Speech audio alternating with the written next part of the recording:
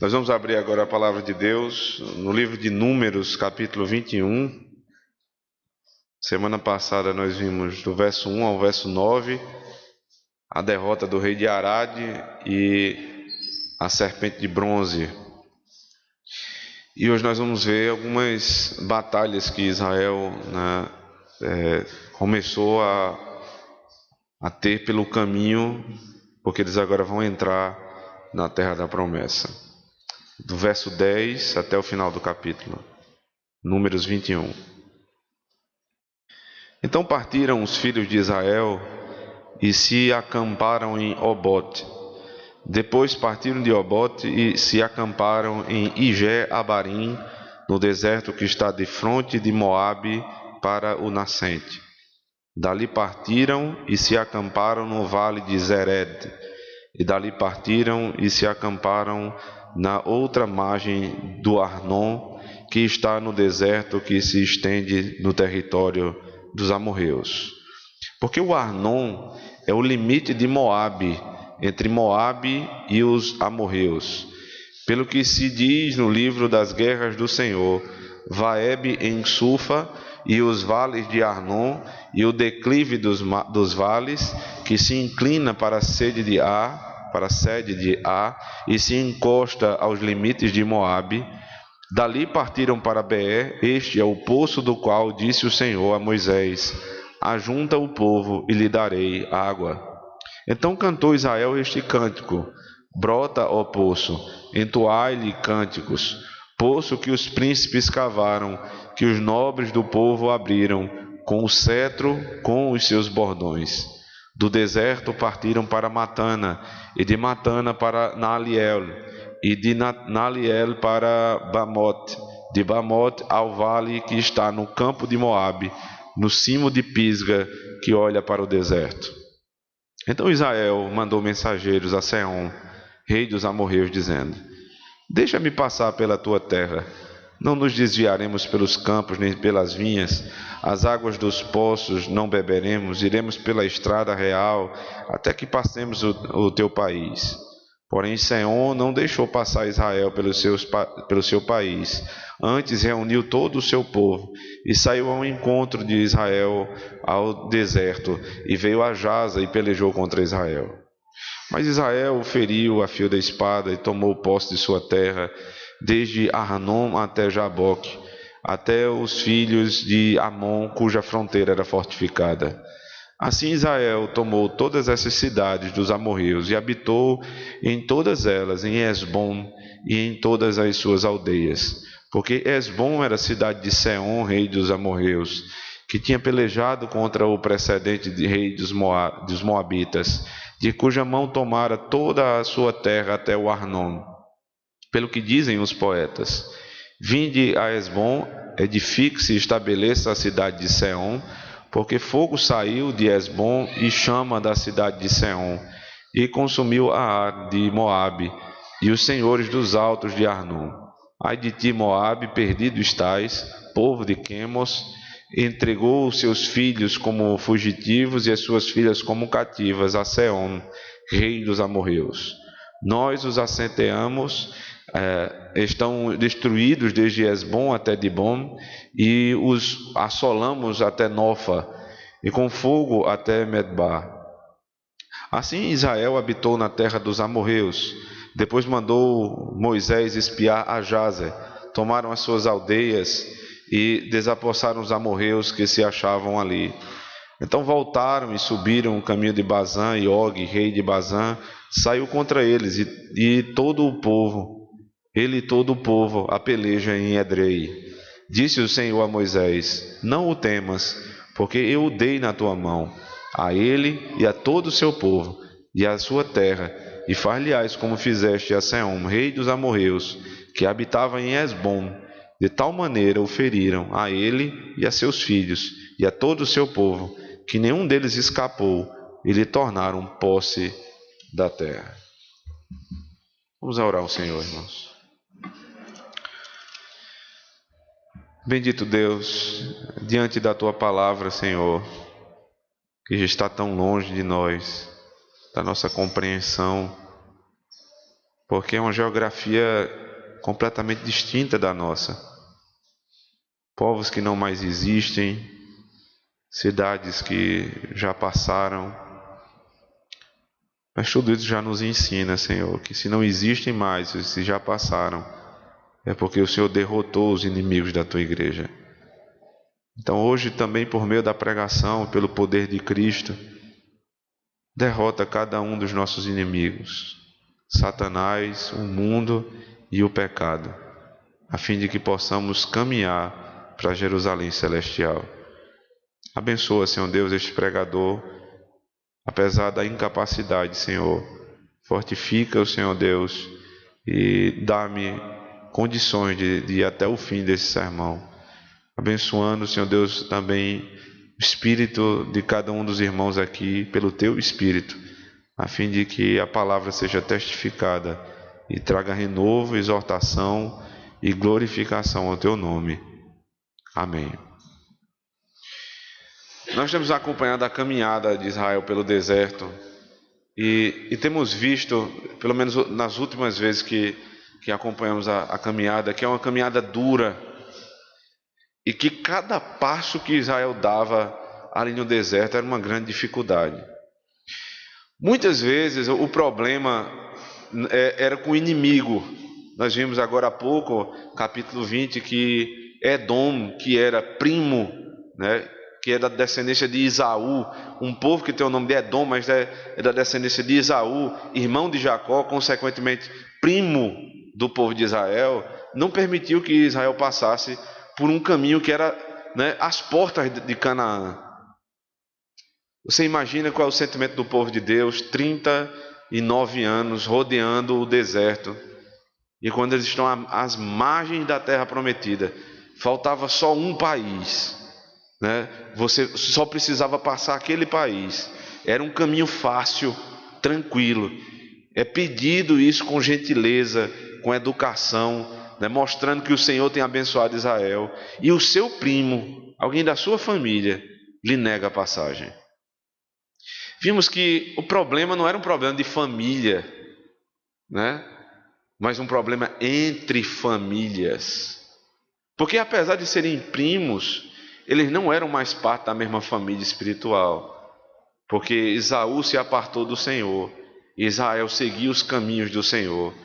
E dali podemos perceber que não há amizade entre os filhos de Deus e os filhos do mundo. E vimos ainda que nessa inimizade, que é muito antiga e foi posta lá no Éden, quando o Senhor pôs inimizade entre a semente da serpente e a semente da mulher, né? Todo passo que o povo de Deus vai dar rumo à terra da promessa tenta ser interrompido pelo mundo. Vimos que isso atrapalha a nossa vida até hoje. São leis que são a todo tempo são promulgadas na nossa nação para calar a igreja, para humilhar muitas vezes até os dogmas da igreja, as doutrinas bíblicas da igreja. E as pessoas querem de todo modo barrar a caminhada da fé dos crentes. Sabemos, por outro lado, que o Senhor Jesus Cristo nos deu uma grande promessa, porque as portas do inferno não prevalecerão contra a igreja do Senhor Jesus Cristo. Então, apegados a essa promessa, que não era tão clara assim ainda para eles como nos é hoje, mas já existia, que o povo de Deus iria caminhar. Eles saem da porta de Canaã, ali os limites da terra de Edom, e eles começam a descer, né? Eu, na oração, falei, a geografia é muito importante aqui nesse texto, porque o Egito estava embaixo e Israel em cima. Então, o sair do Egito da escravidão é subir. E sempre que a gente fala de que nós estamos indo para o céu, nós falamos, fulano subiu, foi para o céu. A narrativa que fala sobre Cristo sendo, né, assunto aos céus. E agora, quando eles estão lá em cima, eles agora têm que descer novamente, porque Edom não permite que eles passem. Então é como se eles estivessem voltando para o Egito.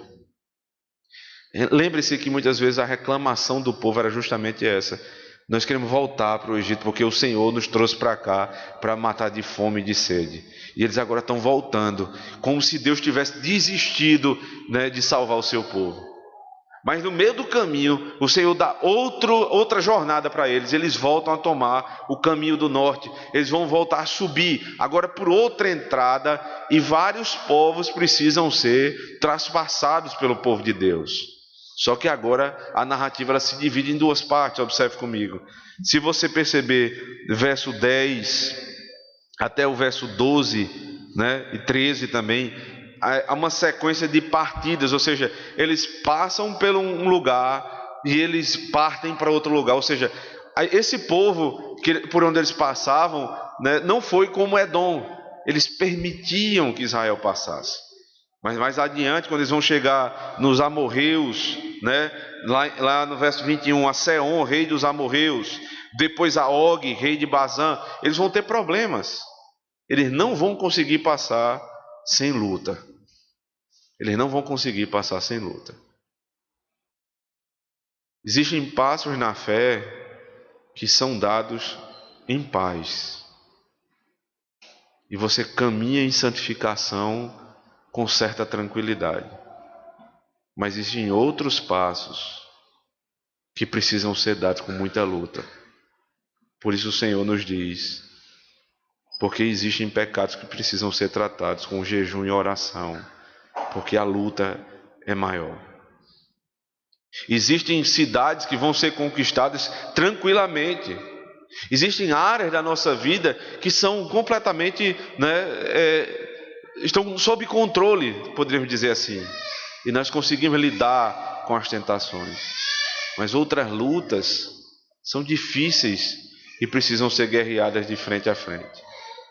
Por que eu posso usar esse tipo de linguagem usando a guerra de Israel? Porque a guerra de Israel vai ser tratada no Novo Testamento como as lutas da igreja. E nós estamos vencendo cada luta em busca da Jerusalém espiritual. Então é possível completamente fazer isso. Quais são as cidades então que eles vão passar sem dificuldades? Observe, verso 10. Então partiram os filhos de Israel e se acamparam em Obote. Depois partiram de Obote e se acamparam em Ijé-Abarim, no deserto que está defronte de Moabe, para o nascente. Dali partiram e se acamparam no vale de Zared. E dali partiram e se acamparam na margem de Arnon. Agora você vai comigo até o verso 21. Então Israel mandou mensageiros a Seom, rei dos amorreus, dizendo: deixa-me passar pela terra. Observe que há um princípio aqui. Do verso 10 ao 13, eles chegam e partem. Chegam e partem. E é isso que eles queriam também, quando foi citado aqui, no verso 21, a questão dos amorreus, a passagem pelos amorreus. É chegar e partir. Eles não têm intenção de ficar. Eles não têm intenção nenhuma de se enraizar naquela terra. Porque aquela não era a terra que Deus deu. Preste atenção nisso. As vitórias que eles vão conseguir aqui estão baseadas nesse texto, no início desse texto. Chegadas e partidas. Porque eles estão seguindo a voz do Senhor. Israel, que tanto reclamara até agora, que murmurou muito contra o Senhor, agora você não vê murmuração. Até daqui a pouco nós vamos tratar sobre água, que era um tema, sempre recorrente e motivo de reclamação. Eles não vão reclamar dessa vez, porque agora eles aprenderam que eles estão caminhando para a terra e eles vão segundo a vontade do Senhor. Então essas terras não faziam parte de Canaã, então eles simplesmente estão passando, porque eles estão ouvindo a promessa que foi dada a Abraão. Volte comigo para Gênesis capítulo 10, por favor. Qual foi a promessa que o Senhor deu? Gênesis 10.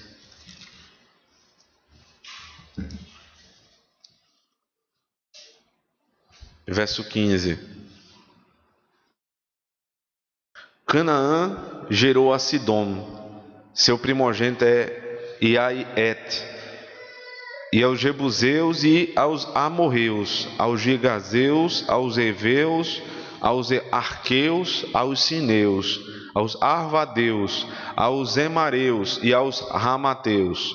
E depois se espalharam as famílias dos cananeus. Veja, aqui é a linhagem de Cã, um dos filhos de Noé, que foi o filho amaldiçoado, justamente por aquele pecado que nós tratamos no momento de confissão. E de Cã, né, de onde vem Canaã, ou seja, a terra que Deus prometeu para o povo, é uma terra que a descendência amaldiçoada, a parte amaldiçoada da descendência de Noé tinha, né, porque de Cã veio Canaã. E dos cananitas, ou cananeus, como eles são chamados também, dentre eles você tem, logo no verso 16, os amorreus, que vão ser motivo de luta lá em Números 21. Mas você não tem, do verso 10 ao verso 13 de Números 21, nenhum daqueles povos inclusos aqui. Para deixar claro que aquelas terras por onde eles chegavam e partiam, não era terra prometida. Por isso que eles não se enraizavam. Você entende? Eles não podiam se enraizar ali, porque não eram o alvo da promessa do Senhor. Ainda em Gênesis, vá comigo até Gênesis capítulo 15, na promessa que foi dada a Abraão.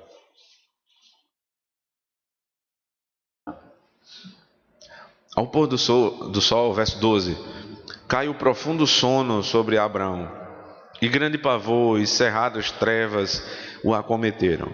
Então lhe foi dito: sabe com certeza que a tua posteridade será peregrina em terra alheia, e será reduzida à escravidão, e será afligida por 40 anos.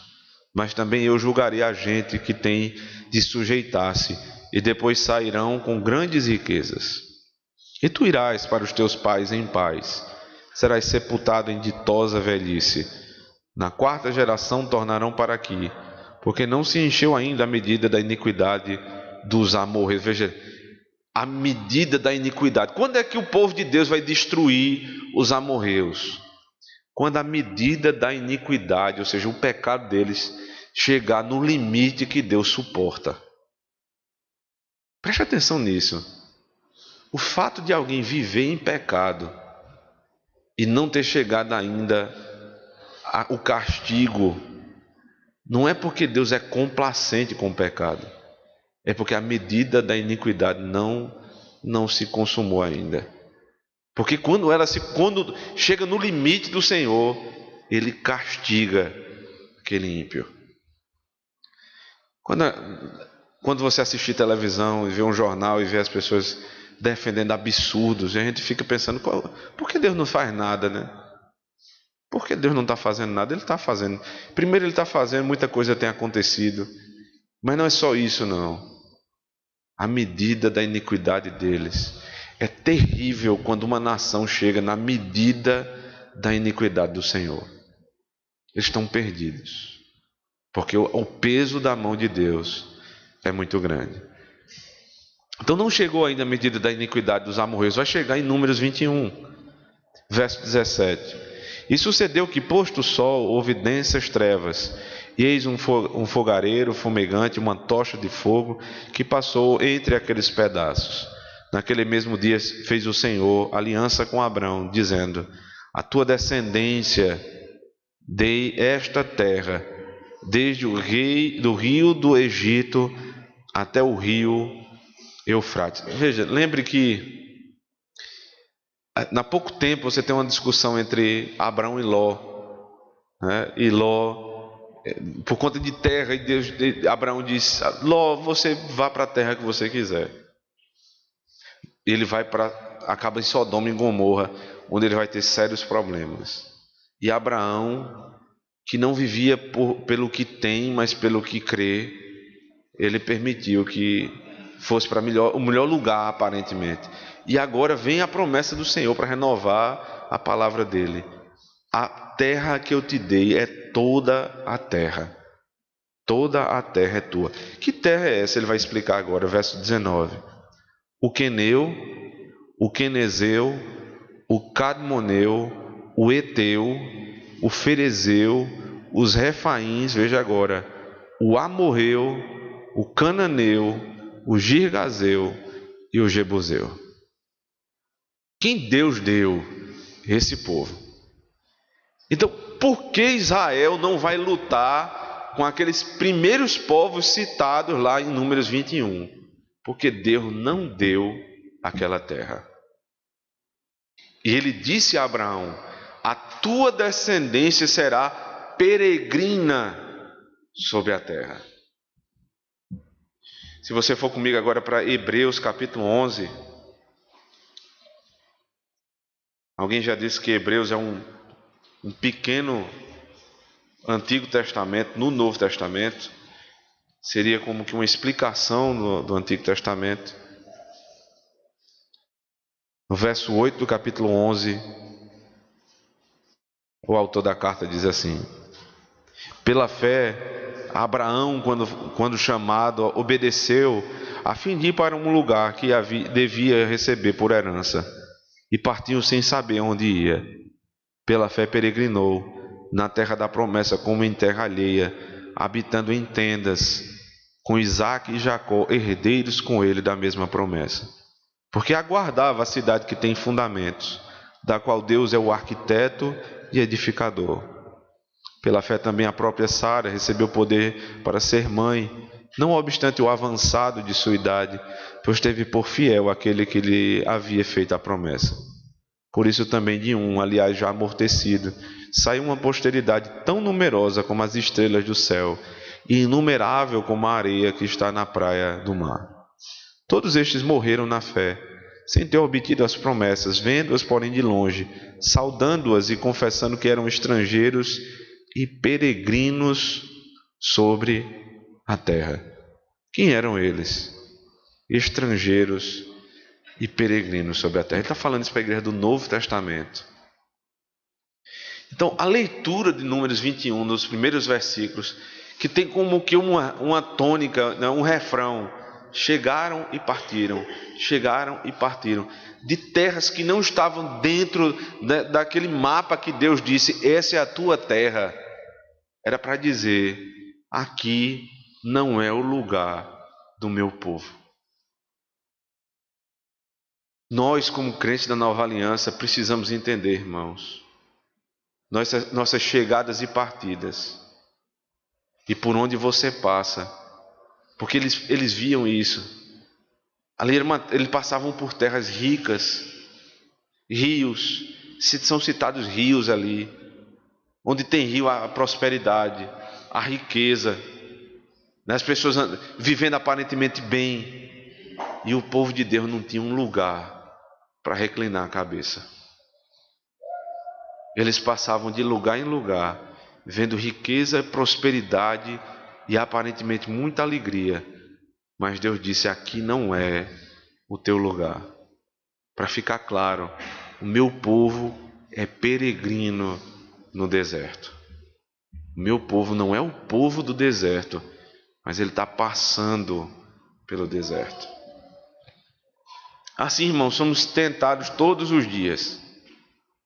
O jovem crente que conhece ao Senhor e que tem desejos no seu coração, ele vai, por exemplo, para o shopping com seus amigos e ele vê as vitrines daquelas lojas caríssimas, com coisas que enchem os olhos, e o desejo do jovem é ter, é comprar, é poder ter o que o outro tem também. E muitas vezes você passa por aquela terra e não é sua, e você não vai poder ter aquela coisa que aparentemente todo mundo tem, mas Deus não te deu. Meu pai de família, trabalhador honesto, um homem de bem, que teme ao Senhor, muitas vezes deseja a vida inteira ter uma casa para morar, e pode ser que não seja a propriedade que Deus lhe deu. Mas tudo isso, irmãos, nos leva à prova, porque se eu não tenho, se não é minha porção, se não for o que Deus separou para mim, E mesmo assim eu consigo, de alguma maneira, estar satisfeito com o que eu tenho. É porque o princípio que está sendo tratado ali é o princípio da minha vida. Essa terra não é minha. Esse lugar não é meu. Eu não estou criando raiz aqui. Mas vamos dizer que um crente fiel, e isso acontece muitas vezes, ele trabalha e ele prospera. Então qual é o princípio para esse crente? Exatamente o mesmo. Se Deus lhe der prosperidade, se Deus lhe der riqueza, você precisa lembrar mesmo assim, essa terra não é minha. Eu não habito aqui. O que foi que Deus prometeu para mim? Não foi a riqueza desse mundo, não foram os prazeres desse mundo, mas Deus me prometeu Canaã. Se esse mundo passar a ser sua Canaã, você inverteu a ordem de chegada. É como se o povo de Deus tivesse morrido no deserto e não tivesse chegado na terra da promessa. Se você começar a fitar os seus olhos nas coisas simplesmente desse mundo e trabalhar simplesmente para ter e para possuir e para querer mais, você vai se perder nesse mundo. Mas se você trabalha, se você se esforça, mas o seu coração não está nessas coisas, então você está seguindo para Jerusalém. Cristo nos ensina isso, irmãos. Abra comigo Mateus capítulo 6. Falando no Sermão do Monte.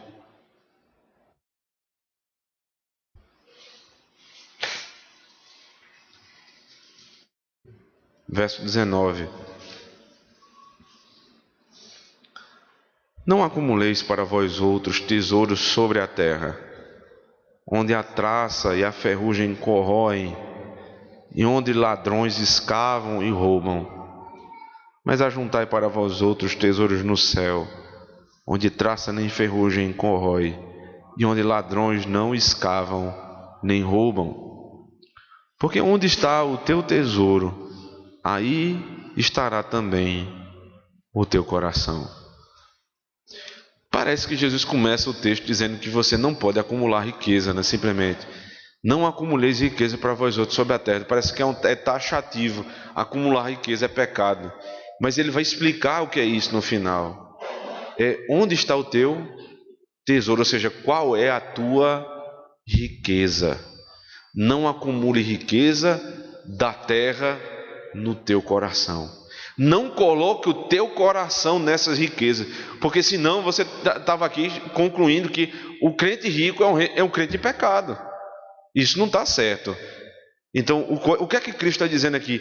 O meu coração, ainda que a minha conta bancária um dia seja rica, meu coração não está lá. E a minha oração, veja, é o mesmo texto, a minha oração é a mesma do pobre, no verso 11: o pão nosso de cada dia dá-nos hoje. Não importa a conta bancária, o saldo que você tem no banco. Todo crente, quando ora, diz: o pão nosso de cada dia dá-nos hoje. Ele pode estar com a conta negativa ou pode estar com milhões na conta. Ele sabe que só quem dá o pão é o Senhor. E a riqueza dele ou a pobreza dele, o coração dele não está nessas coisas, mas está na eternidade.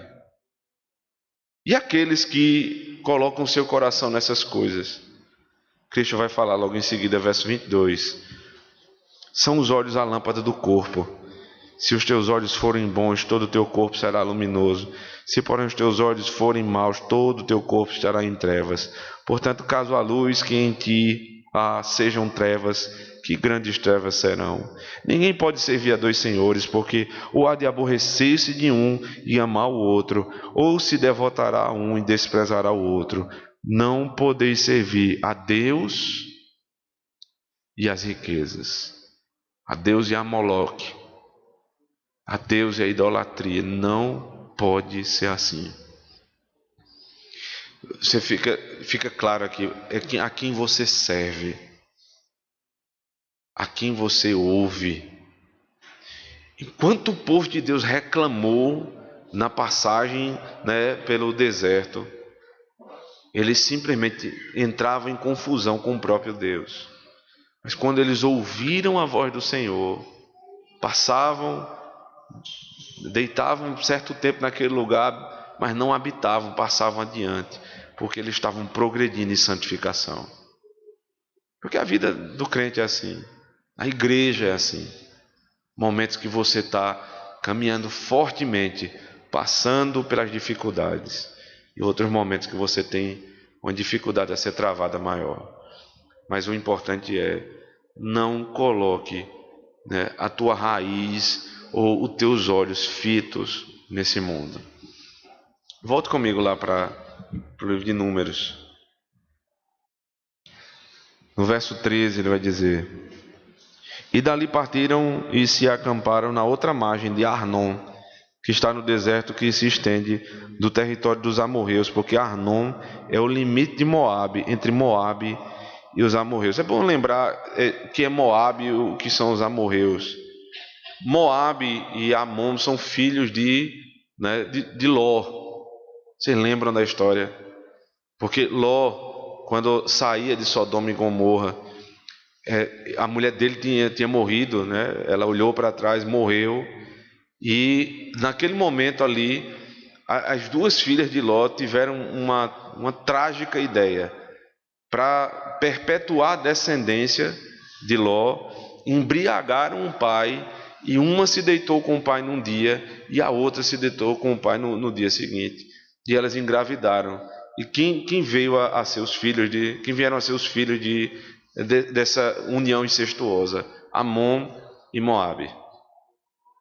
Povos que historicamente se tornaram inimigos de Israel. Porque as relações erradas que nós trazemos e que nós construímos ao longo da vida, quando a igreja se relaciona com o mundo, quando a igreja permite que os casais se unam com pessoas do mundo, o que é que acontece? Você está trazendo um inimigo para dentro da sua casa. Esse é o problema. E vai ser eternamente um problema enquanto não se converter. Se converter. Moabe e Amon. Veja, um problema lá de trás. Foi citado lá em Gênesis, parece que desapareceu, né? Você não vê mais. Então, não deu nada aquilo ali, não teve nada, não teve. Lá na frente o problema vai aparecer. Porque o pecado é assim. Nem sempre imediatamente vem a consequência. Passa muito tempo, aí você vê a consequência do seu pecado. E é o problema que está agora.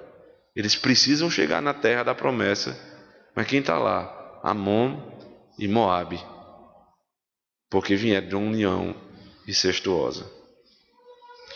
E aí qual o problema que vai acontecer aqui? Verso 14. Pelo que se diz no livro das guerras do Senhor. Que livro é esse? Provavelmente será um livro de cânticos. Sempre que o povo de Deus era vitorioso numa batalha, então eles criavam cânticos e cantavam. Essa batalha provavelmente estava escrita nesse livro. Vem o texto do cântico: Vaeb em Sufa e os vales de Arnon e o declive dos vales, o que se inclina para a sede de Ar e se encosta aos limites de Moabe. Dali partiram para Beé. Este é o poço do qual disse o Senhor a Moisés: ajunta o povo e lhe darei água. Observe que o elemento volta, né? Água. Passou desapercebido em outro versículo, mas a água ainda é um tema aqui que está sendo tratado. Primeiro verso, nós lemos, verso 10, diz: então partiram os filhos de Israel e se acamparam em Obote. Obote em hebraico quer dizer odres de água. Era uma cidade onde tinha muita água. Então, a água apareceu no começo do texto, nós não percebemos, e fomos mais adiante, e agora, quando eles chegam lá, né, nos limites de Moabe e Arnon, então eles partem para Beer, e Deus manda juntar o povo, porque vai dar água a eles. Eles vão ter água desse poço. Eles tiveram água naquele momento, no início do texto, passaram, né, então Perceba que quem está no deserto leva muita reserva de água. Eles encheram suas reservas de água lá no começo e acabou a água agora. Acabou novamente a água. E Deus providencia a água de um poço. O que é que difere aqui de outras situações de Israel? Não teve murmuração. Eles esperaram no Senhor. Sempre é assim, irmãos. Sempre é assim. A nossa reclamação não produz a providência de Deus. Produz a ira de Deus. Porque se nós confiarmos, ou se nós não confiarmos, Deus vai providenciar o necessário para o seu povo.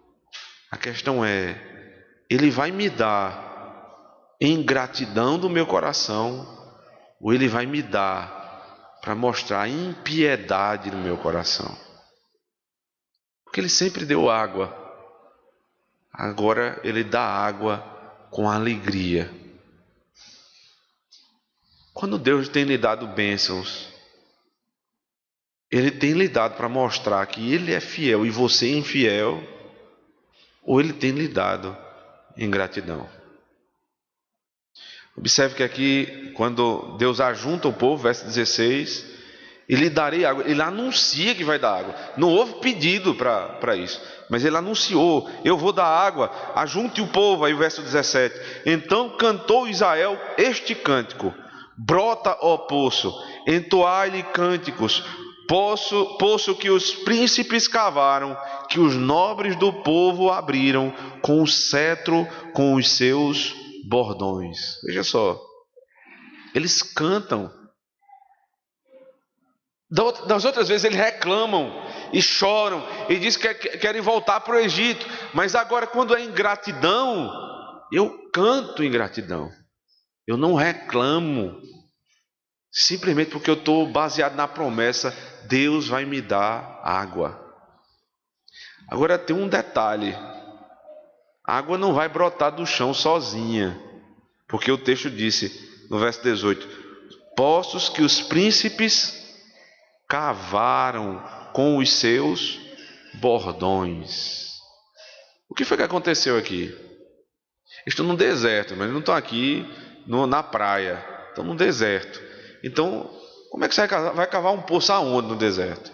Você tem que saber qual é o lugar de furar. Então, o que foi que Deus disse? Ajunta o povo e eu vou mostrar o lugar onde deve ser furado o poço.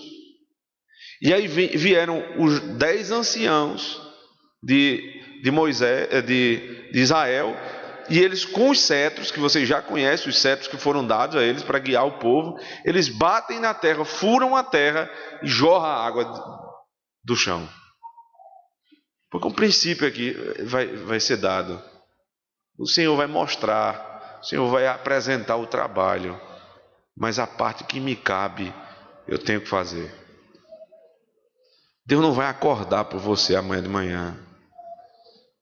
Deus não vai, em vez de usar a sua mão, usar a dele para fazer o trabalho. É você que tem que ser diligente. É você que tem que acordar cedo.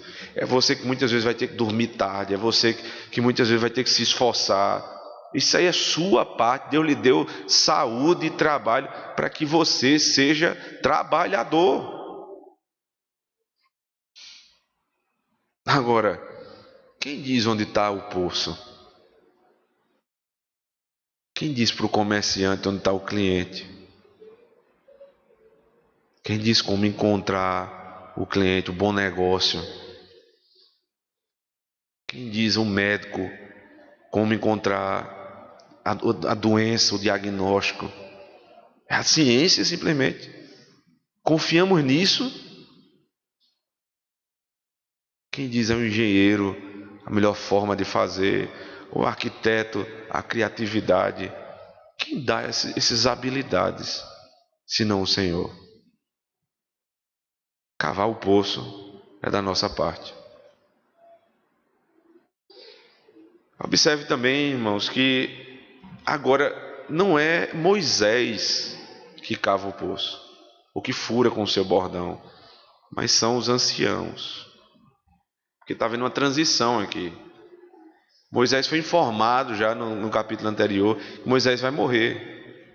Morreu Arão, morreu Miriam e Moisés vai morrer.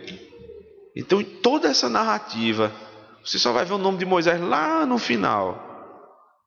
Porque o narrador, o próprio Moisés aqui, inspirado pelo Espírito Santo, ele está saindo de cena. E ele está colocando os anciãos em cena. Para que isso vá ficando claro. A igreja do Senhor Jesus Cristo não é governada por um homem, mas os anciãos do povo. Porque no Novo Testamento, Jesus Cristo levanta 12 apóstolos. E nós estamos vendo lá em Atos que esses apóstolos eles vão para determinada cidade, como vimos em Antioquia, Barnabé e Paulo. Mas eles não ficam lá.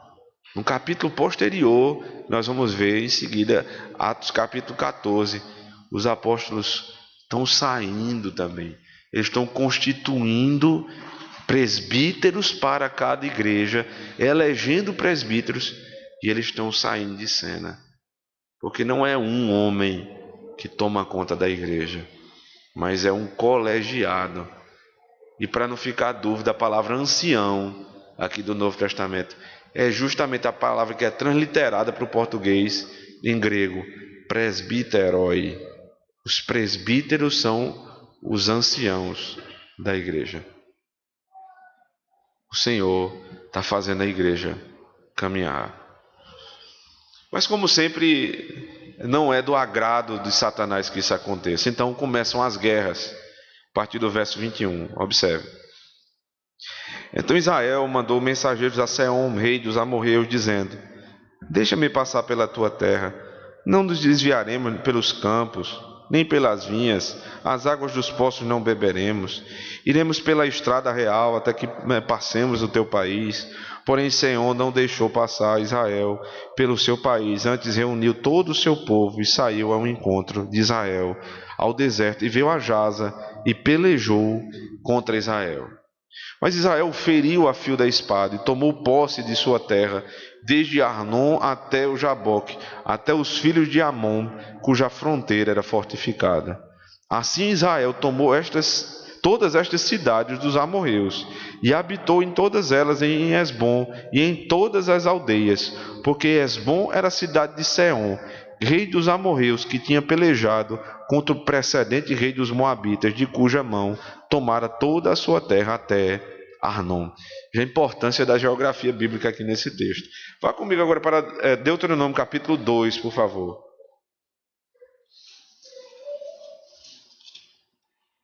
Verso 26.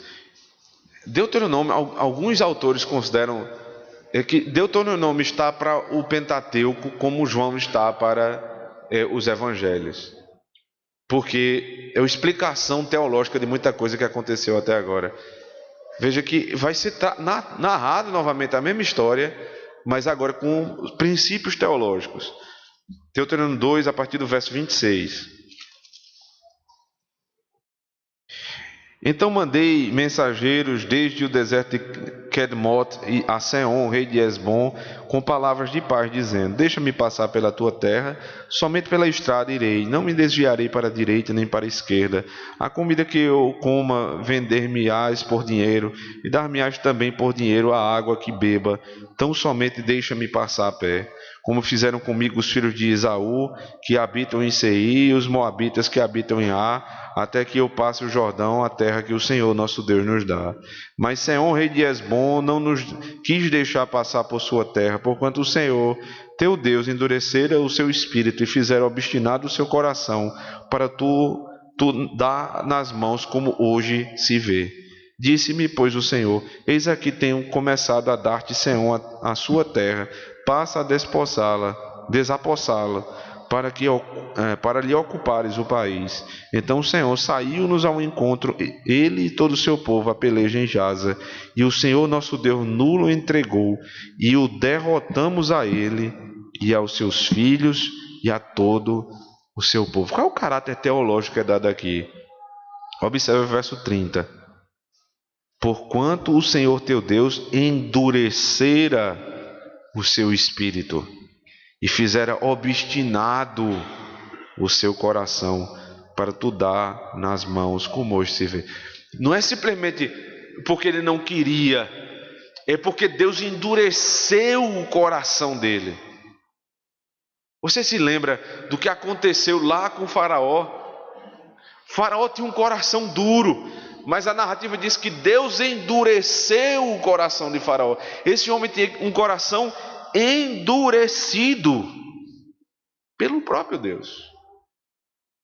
Eu me lembro do que Calvino fala sobre endurecimento de coração e dureza de coração. Ele diz porque dureza de coração todo mundo tem, dureza de coração é pecado. Mas quando Deus endurece o coração de alguém, aí não é pecado simplesmente, aí é juízo. É porque Deus não quer salvar aquela pessoa. Porque a dureza de coração todo mundo tem. Mas quando você vê alguém obstinado no pecado, porque a questão de passar ou não passar pela terra, qual o problema aqui? O problema é espiritual. Não vou permitir que esse povo passe. O problema é contra a igreja. E aqui o endurecimento de coração é juízo de Deus contra o rei amorreu. E Deus vai dizer: agora não vai ser como vocês passaram nos outros povos. Eu quero que vocês acabem com esse povo. É por isso que as pessoas não entendem a linguagem do Antigo Testamento. Quando Deus manda matar, e ele aqui mandou exatamente isso: exterminar o povo. Imagine o que é isso: homens, mulheres e crianças. Não pode ficar ninguém desse povo, porque o exterminar o povo é eliminar o inimigo do Senhor. A tradução para a linguagem da nova aliança não é vamos matar os nossos inimigos, porque o nosso inimigo é o pecado, Satanás e o mundo. Só que eu não preciso mais guerrear contra o pecado, Satanás e o mundo em um sentido. Satanás foi morto, esmagado a cabeça na cruz do Calvário. O mundo, Cristo diz: no mundo tereis muitas aflições, mas tende bom ânimo, eu venci o mundo. Em relação ao pecado, Paulo nos ensina, pelo Espírito de Cristo, não há nenhuma condenação para os que estão em Cristo Jesus. São os nossos inimigos, todos derrotados. Assim como aconteceu com os amorreus. Cada pecado, irmão, que você luta hoje, e você precisa continuar lutando, porque nesse sentido que eu falei, nós já derrotamos, nós já estamos glorificados com o Senhor. Mas no outro sentido, é preciso mortificar nossa carne todo dia e entrar nas batalhas que o Senhor nos deu. O que é que acontece quando você ganha uma batalha contra um inimigo? Voltando para Números 21, verso 25. Então, assim Israel tomou todas essas cidades dos amorreus e habitou em todas elas, em Hesbom e em todas as aldeias. Por que ele agora está habitando? Porque a promessa é que ele iria dar a terra dos amorreus, ou seja, a terra de Amon já está dentro de Canaã. Isso aqui lá na frente vai ser dividido, né, por Moisés, pela mão do Senhor, para 2 tribos de Israel, né, 2,5 tribos, essa parte aqui.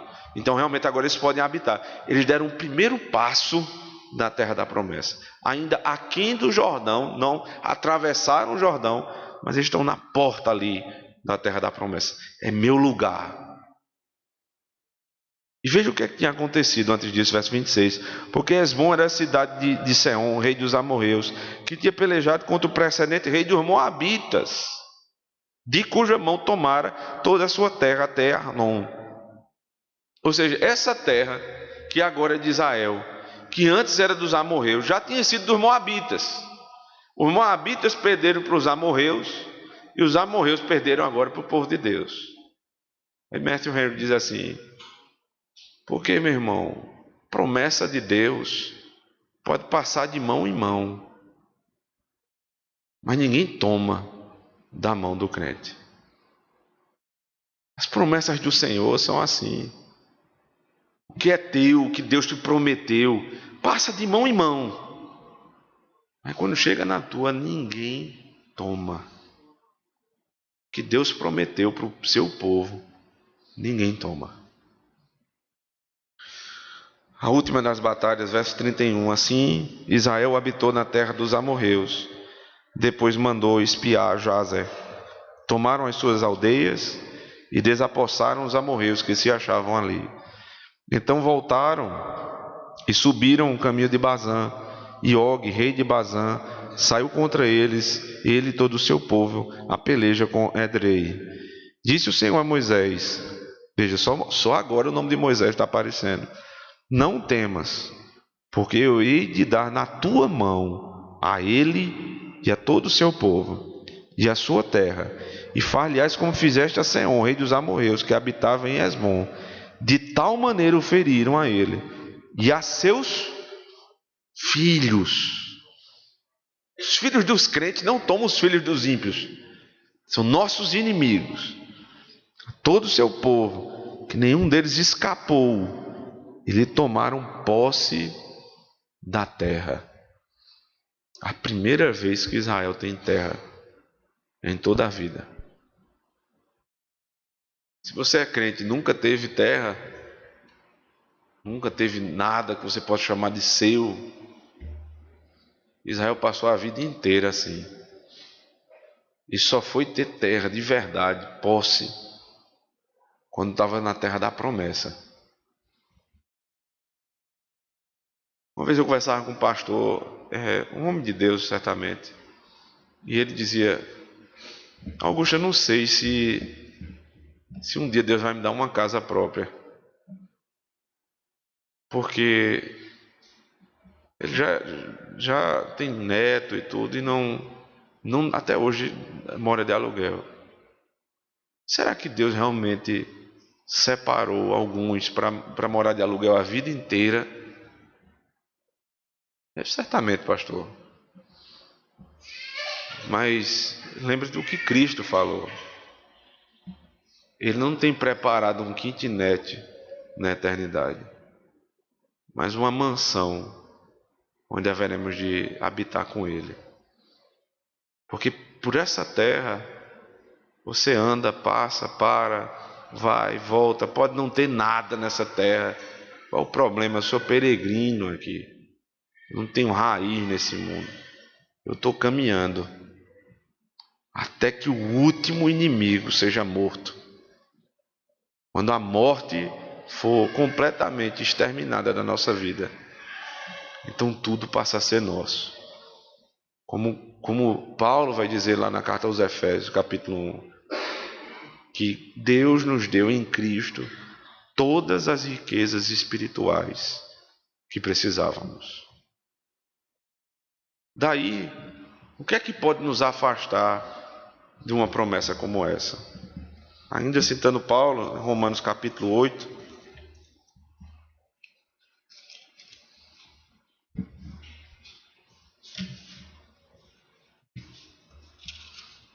ele diz lá no final,